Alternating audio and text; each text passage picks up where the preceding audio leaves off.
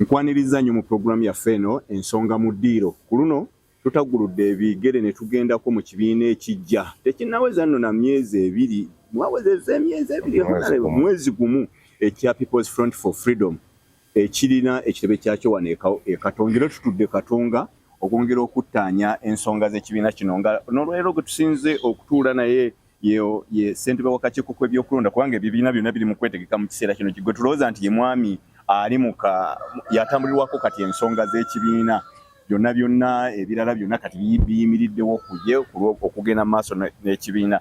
Ye si mulala ye Honorable Kabaziguruka.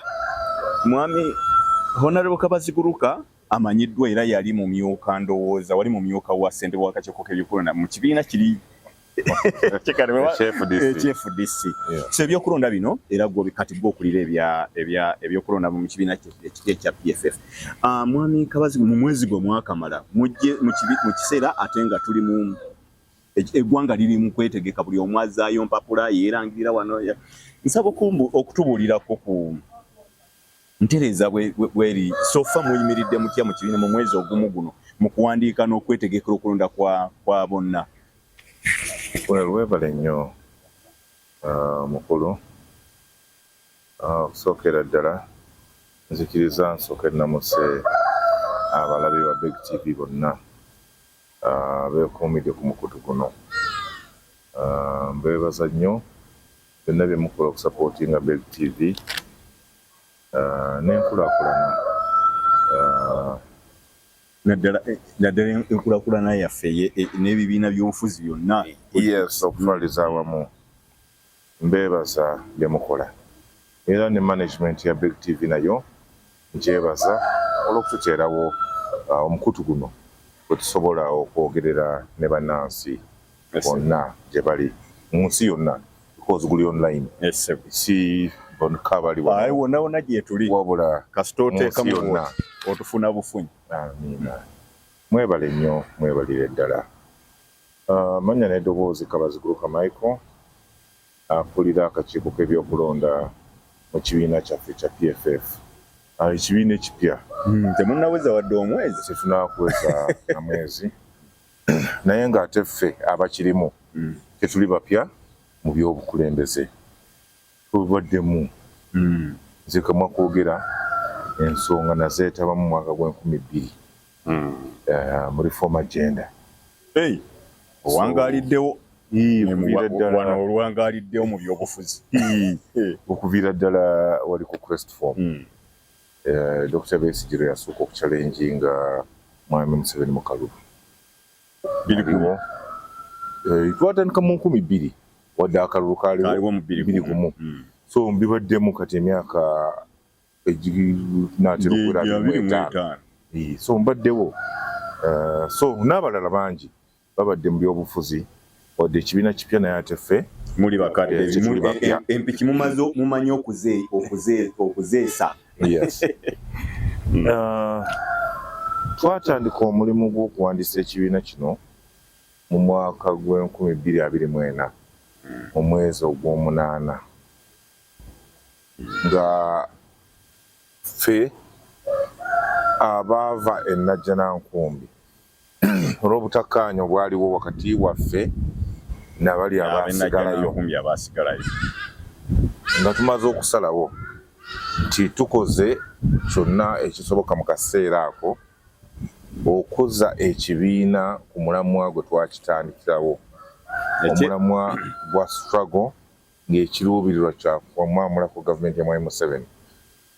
Oluvannyuma lw'okukizuula nti mu kaseera ako abakulu abo nga beeyambisa eryanyi ly'omufuzi wa kuno baali bamaze okumaamira ekitebe, nga tugezezzaako okwogerezaganya nabo, tugezezzaako okugenda mu bululu obw'okukola structures oba oliawo tufune obukulembeze obujja obunaatwala ekibiina mu maaso, naye ate ne batuula mu bufoofofo ne bawandiika enkalala ne bazireeta ne bagaa structure ziwedde, nga tumaze okwekubira enduulu mu makooti ne tukizuula nti omukono gwa state omuwanvu mwagulengeranga oba mwaguliranga nga buli mulyango gwe tugezaako okugula osanga omukono gwa state gumaamidde omulyango.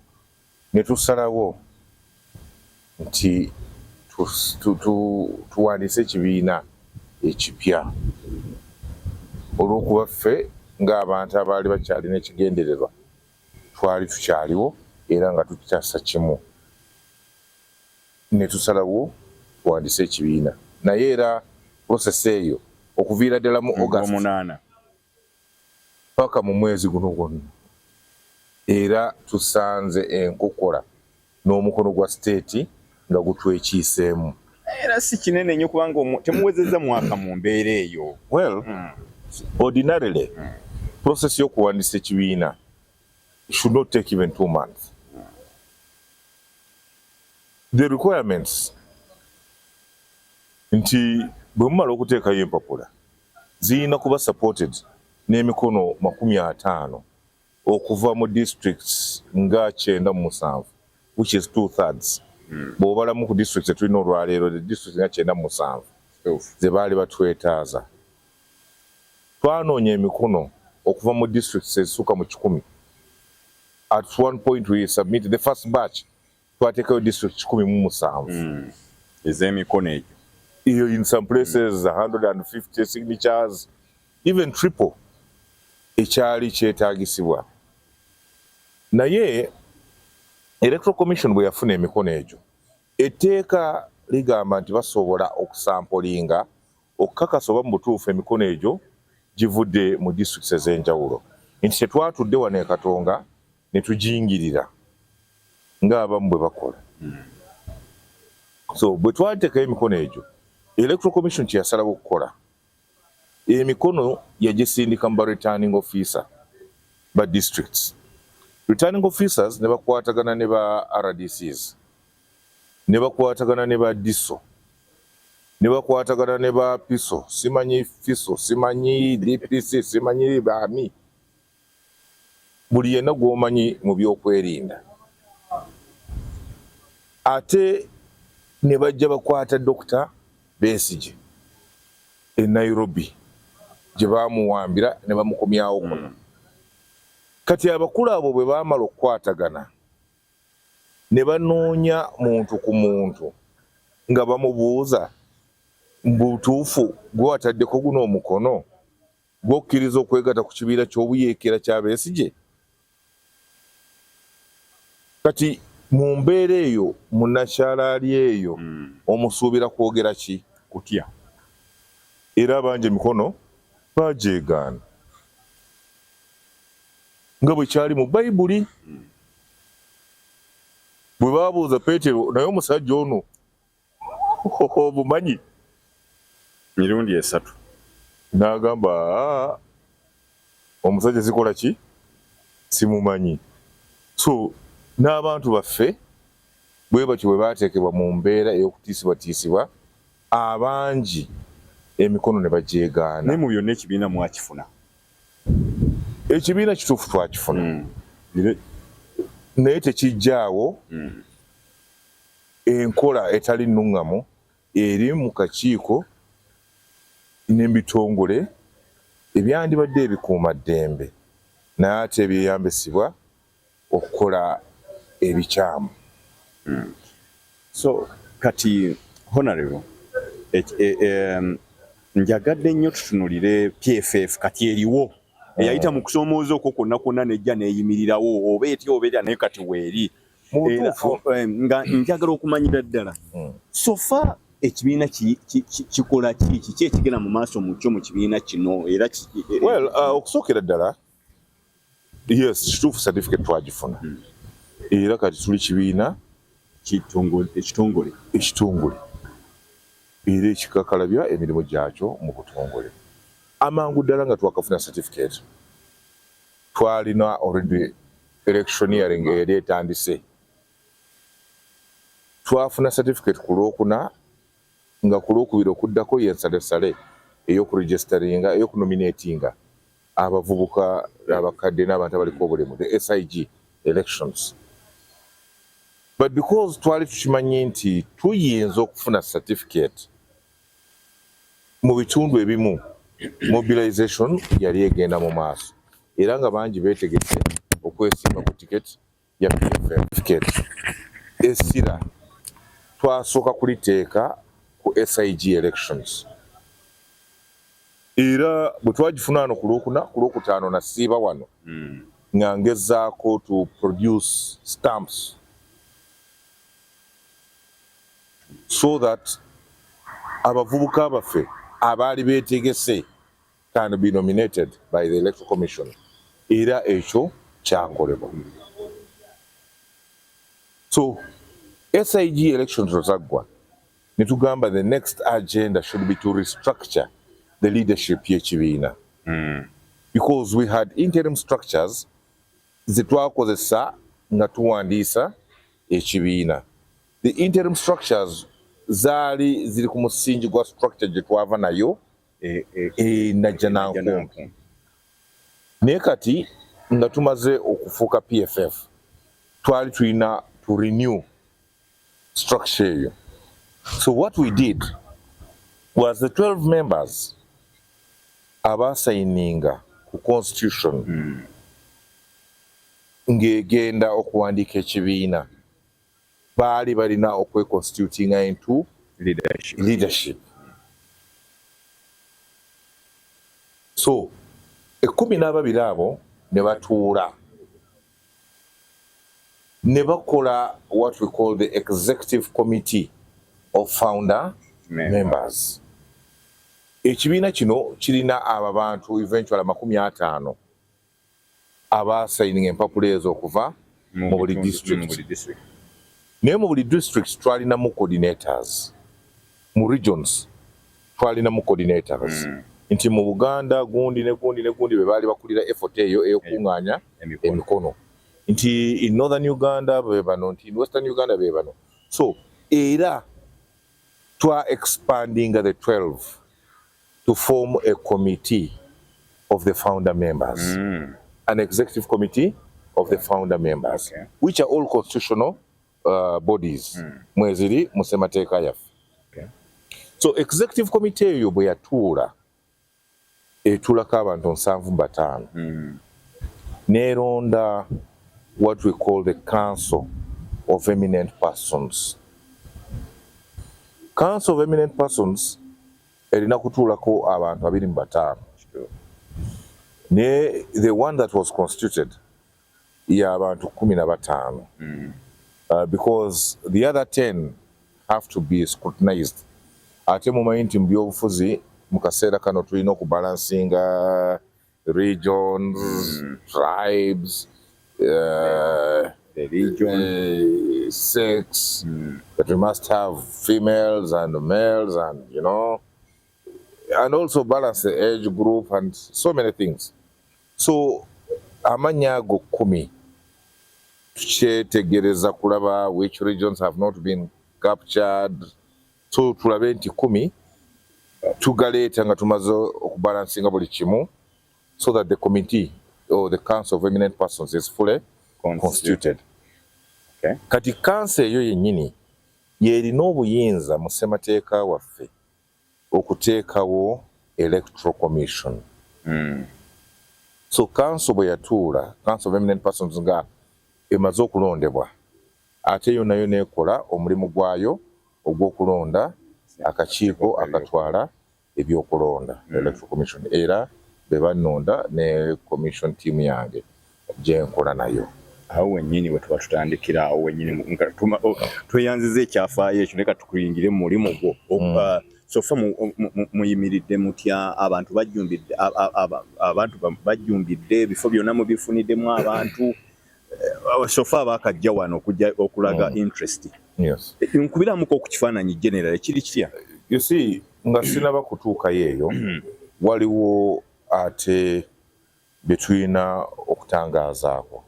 Because we twamala okulondebwa ng'abakakiiko, the next major task yali yakudraftinga guidelines, electoral guidelines ze tugenda okutambulirako. Now, under the circumstances nga akalulu nominations za September. Certificate tugifunye mu June. Tuba tulina emyezi ng'ebiri esatu before nominations. So akadde ako kaali tekatumala kudda ku byalo kulonda bukiiko bwa byalo, tulonde obukiiko bw'emiruka, tudde ku magombolola, tudde ku constituency, tudde ku district, ate tutuuze ne national convention. Musemateeka waffe tetumuyita delegates conference. Muyita convention. Okay. Gita convention. Okay. So nga tetulina budde bujja kutuuza national convention. So mu mbeera eyo ne tuwalirizibwa to get another formula gye tugenda okuyitamu okufuna ba candidates. Which is? So Electoral Commission yatuula ne developing guidelines. Ne tusalawo oba ne tuleeta ekiteeso nti tugenda kukozesa vetting because of the time constraint. Tugenda kukozesa vetting. Era the proposed guidelines bwe twazireeta before the executive committee of the founder members ne ziyisibwa era ne bakkiriziganya naffe nti under the circumstances vetting yejja okutuyamba. We are a party that believes in the rule of law. Singa twafuna certificate eno mu budde ne tuyita mitendera egyo gyonna ne tu structuringa okuviira ddala ku kyalo paka ku national convention, oba oli awo twandibadde tukyusaamu ne tukola obumyufu nga bwe twakolanga wonna nga bwe kirina okuba. Naye mu mbeera yaliwo twali tetusobola kukola bumyufu. Vetting so far vetting etambudde etya honorable so far? So guidelines twazifulumya nga the executive committee emaze okuziyisa era ne roadmap nayo ne tugireeta nayo ne bajja approvinga. Ku Monday eno ya wiiki eno yennyini gye tulimu twatongoza kaadi y'ekibiina olw'okuba akakokolezo kaffe namba emu okwetaba mu processes zaffe oteekwa kuba memba w'ekibiina. Nga tunaawo kutuleetera mpapula zo ez'obuyigirize simanyi whatever, oteekwa kuba member.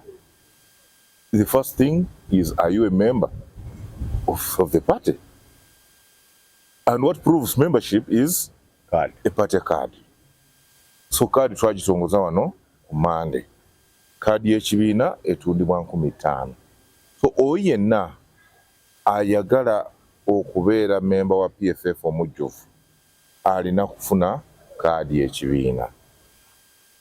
So bwe twamala okutongoza party card era ne tuggulawo ne process ey'okunona empapula. The expression of interest, which also doubles as the nomination form.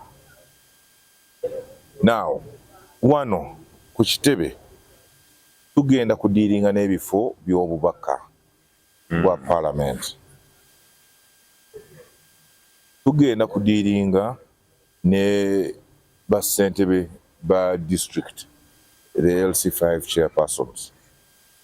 Tugenda kudiiringa ne bammeeya b'ebibuga omuli ekibuga kyaffe kino eky'e Kampala n'ebibuga ebirala Gulu, Fort ne Mbarara, the cities, and also the city division mayors. Kati nga meeya waffe wa Central wano Nakawa n'ebibuga biri ebirala, abo tujja kubalondera oba tujja ku processes tujja kuzikola centrally. Okay. Now, as the Electoral Commission, tuli mu developing structures mu districts ez'enjawulo ezijja okutuyamba okumanaginga the district positions. Kati nga bakansala ba LC3, LC5, LC3 chairpersons, n'ebifo ebirala ebyo the lower level positions tujja kubimanagingira mu district. Obudde butumalira ddala bulungi. So the structures tuli mu developing. Of course, some of these people already exist. Nga bwe mbagambye tetuli bapya mu byobufuzi. Bangi kuffe abaali ab'endowooza ya FDC essaawa zino tuli bandowooza ya PFF. So ndudde nga nkola mu Electoral Commission ya FDC for so many years. Nina structure gye mbadde nkola nayo.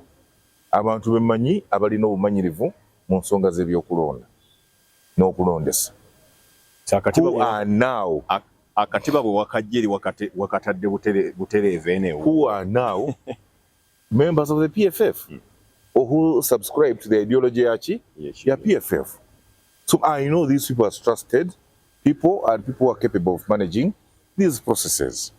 So sigenda kunoonya kutandika ku advertising akola ki because we know these people.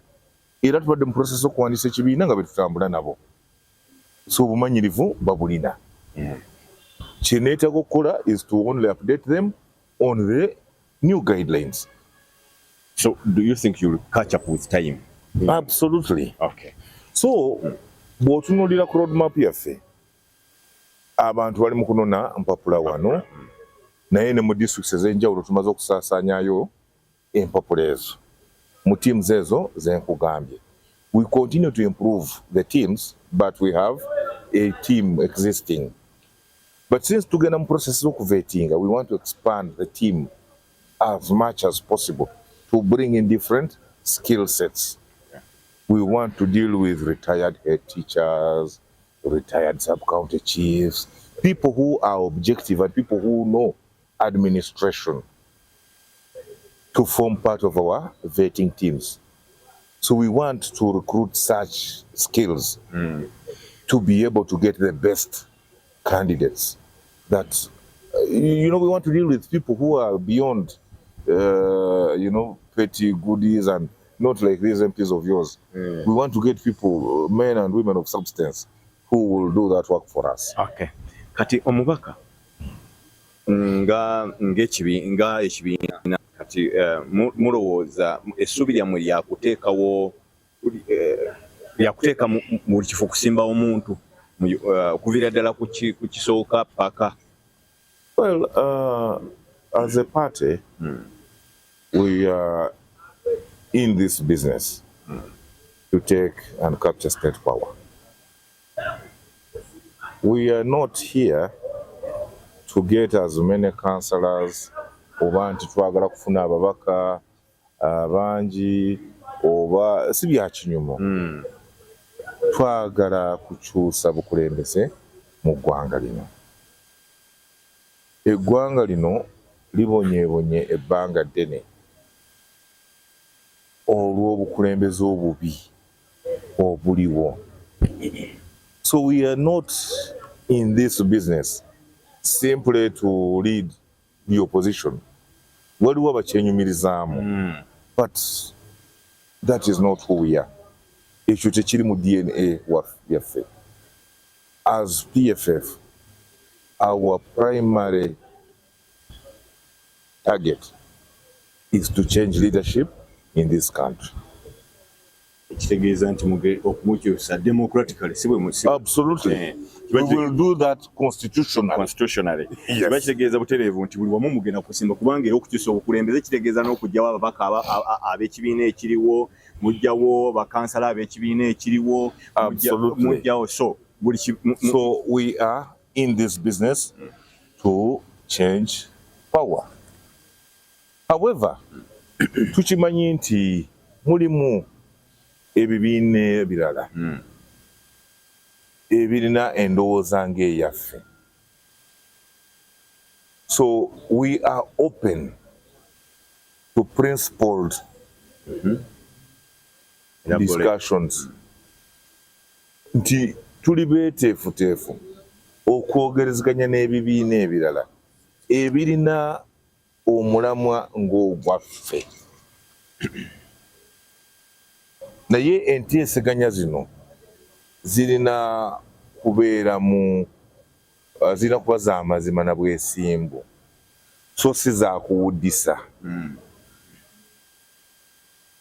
Tuze tubeera n'enteeseganya. When we were still in FDC twalina IPC, TDA n'ebirala. But the spirit in which these arrangements were reached was always shaky.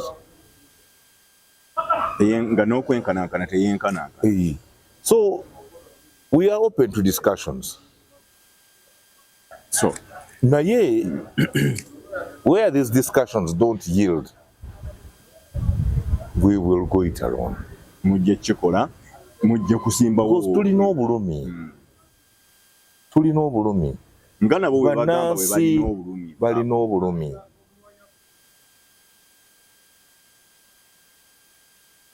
We may have the same cause, but probably different approaches, but with the same target or goal. So we are open to discussions. Naye mubaka njagala ssentebe w'akakiiko njagala obeere clear ku kintu kino. Nga PFF mu kiseera kubanga muli mu road map muwagudde ne ku kyobwa president mugenda kusimbawo omuntu. Guidelines zirina submitting mu executive committee of founder members. We are for presidential, parliamentary and local government positions. Era zonna ne baza approving. Nenzigulawo collection y'empapula eza presidential, eza parliamentary, local government, presidential. If somebody comes today to Sorokzimwa, however, we shall have a colorful function for that. If anybody expresses interest, we shall organize a function that befits the expression of interest of the person who is fit to be president of this country. It can't be a small occasion that goes unnoticed, that somebody walks in here, nano ni popular ntuzimuwa na tambula butambuzi nakola ki? Agenda nanonya akalu. Omuntu eyeegwanyiza ekifo ky'obwa president alina okututegeeza nti mbadde ndowooza ekifo kino kingwanidde era njagala kukwata bendera ya PFF. Wamala okututegeeza ekyo, naffe ne tumutegekera omukolo ajja empapula azinone nga president. The councillors can come here and pick papers unnoticed, but the president should not go unnoticed. So ssentebe oyogedde ku system ya mweno gye mukozesa ya vetting. Twali tugirabyeeko sigigeze neffe tugirabyeko mu bibiina ng'ekya National Unity Platform kyali kijja. Nakyo kye kyakola nga nakyo kyekwasa obudde mu kiseera ekyo obwaliwo. Naye tugirabye nti bangi bakikozesa in 2020 2020 as a result of, era nga nabo bagamba obudde tebwaliwo obwemabega kuteekawo structure. What about now? Is it the same process? Kati bateekayo obumyufu bwabwe, bali mu kutegekawo obumyufu bwabwe. Are you sure? Vetting eyo bagenda kugenda oba mu kamyufu nekisofa bajjayo empapula tetumanyi bye bagenda kukola system eddako. Naye kiraba nti temugitidde n'okusomooza okujja nayo we twagisemba ojulira nga bemulugunya lwese ku nguzi ku kintu kidogo ku wano na wano, favoritism nti gundi ayagala gundi nze well kusomooza okwo nkugambye nti PFF kibiina kipya naye ffe abakirimu tetuli bapya mu bino. Okuva mu 2008 mbadde mu electoral commission FDC era ntegese obululu bungi ne butambula bulungi ne butavaako na muntu yenna a petitioning. The only time when there was a disagreement over an election was when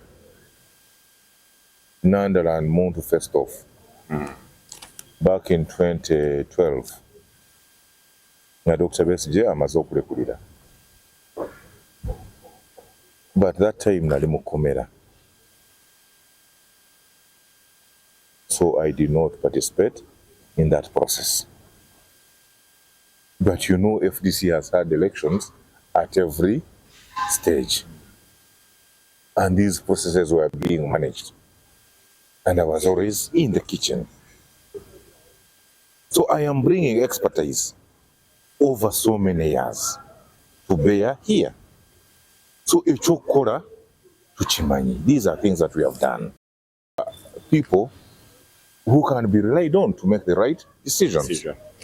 Bwe nabadde njogera aliya nakugambye nti mu bitundu ebyenjawulo I am trying to build a commission team eyesigamye on the reputation y'abantu. I am trying to use ngeza kukozesa abantu abalina erinnya abalina kye bakoze in society, people of good standing in the communities. Nakuwadde example of retired head teachers, retired administrators, maybe at sub-county level, the sub-county chiefs, or retired civil servants. People who have contributed to development mu bitundu byabwe. Omuntu gw'omanyi nti teri kansala agenda kumuleetera, you know, not like these MPs. We want people who are not like these MPs who always vote. You know, we want people who are above that caliber to, you know, work with us. Omuntu gw'omanyi nti agenda kuyimirirawo baleeta abantu babiri basatu interfacing nabo ayogerezeganya nabo babeeko bye babuuza ono bye babuuza oli balabe the ability of these people okwe-expressinga, tulabe obuyigirize bwabwe, tulabe experience yaabwe, tulabe their stand in the community, tulabe their contribution to the struggle for change in this country. You know, we look at their contribution in the development of this party. We have so many parameters that we are going to interrogating from these people. And at the end, the person ajja kwemaging processes zino ajja kubanga yoyo asinze ko banne oba alina enkizo ku banne asobola okutuwangulira ekyo ekifo. We are not going to be emotional or sentimental about this. For example, lwaleero waliwo omuntu agenda okuva mu DP, because there are so many people who are living DP abajja mu PFF abagamba nti maawo byakole embalala tetukkiriziganya nabyo, bakulosinze bazze mu PFF baagala ticket. Sigenda kugamba nti ndi bwana gundi mbadde naye kuva mu FDC ne tutandikawo mu PFF, n'olwekyo you should not challenge him. No. Ekyo tekigenda kubeerawo. Process egenda kuba fair and open to everybody. Oba ozze leero ng'ovudde mu DP, oba ovudde mu NRM, oba ovuddewo, as long as we interrogate your current thinking ne tulowooza nti eyalayininga n'ebigendererwa byaffe, we shall welcome you. Honorable, ekisemberayo ddala ojja Nakawa East, briefly kiki ekibula mu Nakawa East kyogenda okujjuza? Buuza nzija okujja nalinda zeewo ate obaddeeyo mu parliament ewedde mu parliament. Yes, kituufu mu parliament sibaddeeyo. Naye nze ndi wa Nakawa East. I can tell you personally, I am born in Luzira. I was born here in Luzira so many years ago. So I know Nakawa in and out.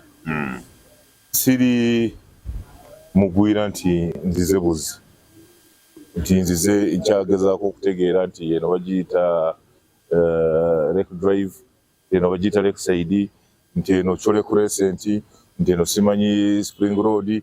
I am not in that. I know Nakawa division when I'm in parliament Nakawa yali emu era kyenasooka okusaakesira nga nyingidde parliament was to ensure that we divide Nakawa into two. And the reasoning at that time was Nakawa as a division yali nnene nnyo nga bw'otunuulira Makindye ate entonoko erina 2, bw'otunuulira Rubaga erina 2, bw'otunuulira Kawempe erina 2, naye nga Nakawa from Luzira paka Kyanje eri ku Mbuzi eyo yonna yali Nakawa nga abalonzi just abalonzi yalina emitwalo 23, which was really so big to be managed by one MP, given the legal provisions and also what was obtaining on the ground other constituencies. So the Chimpaliriza okulwana tooth and nail to ensure that I divide Nakawa, and I did it. So as we speak today, between Nakawa East and Nakawa West. So personally, nkugambye nzalibwa Luzira. So I would ordinarily contest in the East, and that is where I'm going to contest. And I have told you that I have very in-depth knowledge of that place. I know the factors or the issues that affect abantu Nakawa East. Irazindi kumo. One, we have a challenge of schools. In Nakawa East, now we only have one government-aided school at secondary level, which is Luzira. Second, hospitals, we have nothing there. We have Butabika Hospital, we have something in prisons, Makshano Bay, which are trying to help people. But these are, for example, Butabika is a national hospital for people with mental challenges. It's a national fact. Yes. So we have no government facility other than this Chiswa here that serves everybody. Now, look at the issues of drainage. Emyala mibi nnyo. Buli enkuba lw'etonya abantu baffe are really grossly affected. Tulina ebitundu nga Katoogo awo mu Kinawataka ekifo kye bayita Katoogo. Tulina mu Gaafa eno mu zone 12 e Mutungu. Abo kasita olaba ekire ky'enkuba ogamba kyekiddako. Oba olinda simu kuvuga nti gundi amazzi gamututte oba ennyumba 10 amazzi gakoze eki. So embeera eyo tulina okwongera okugirwanako. But we have, well, it is around the country, but I should speak more for the area that I aspire to lead. Issues of unemployment. Abavubuka baffe are largely unemployed. We can find, we can advocate for more resources in that area. Bw'otunuulira budget, gye bayisiza, the budget for 2025-2026, government expenditure, public expenditure, is 13 trillion. But PDM, erina okujja bannayuganda bonna mu bwavu bagiwadde trillion emu. So olabira ddala nti these are issues that we need to focus more